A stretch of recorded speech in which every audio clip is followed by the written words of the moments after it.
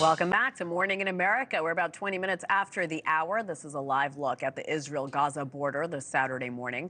President Biden announcing that after negotiations with the U.S., Qatar, and Egypt, Israel has released the framework for a long-term ceasefire and potential end to the war with Hamas.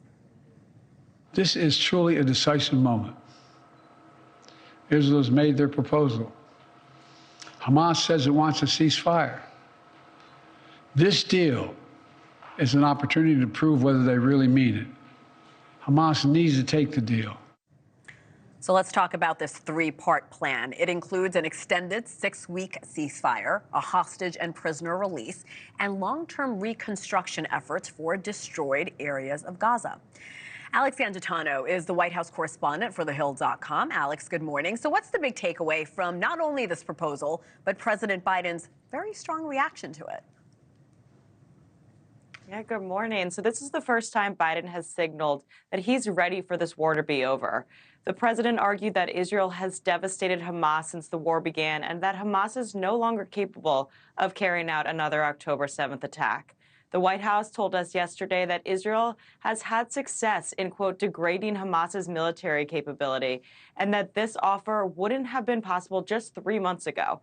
Biden pled with Israelis to be supportive of this deal, acknowledging that some want an indefinite war and want to occupy Gaza. But he warned that Israelis who feel that way should remember that their main objective in this war was to devastate Hamas. The deal that the president outlined would involve 3 phases, like you said. In the first phase, including that 6-week break in fighting and relief to the people of Gaza, like temporary housing. Phase 2 would largely involve the release of hostages and the withdrawal of all Israeli forces. And Phase 3 would begin the process of rehabilitation and stabilization for Gaza. Alex, the president made it clear that he's hoping to get this resolved as soon as possible, especially 5 months before the November election.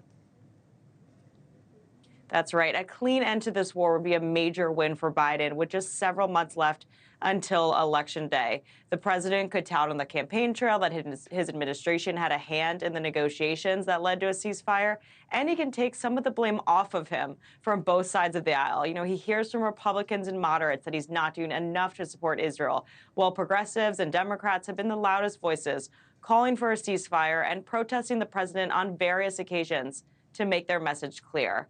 Those calling for a ceasefire are essential to Biden's base, and after many have issued protest votes in the Democrat primaries, writing uncommitted or Gaza instead of Biden on their ballots, they're threatening to stay home in November.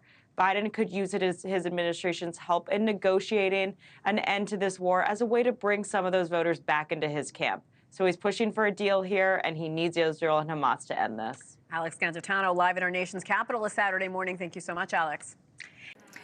Thanks for watching. Go to joinnn.com to find NewsNation on your television provider. And don't forget to click the red subscribe button below to get more of NewsNation's fact-driven, unbiased coverage.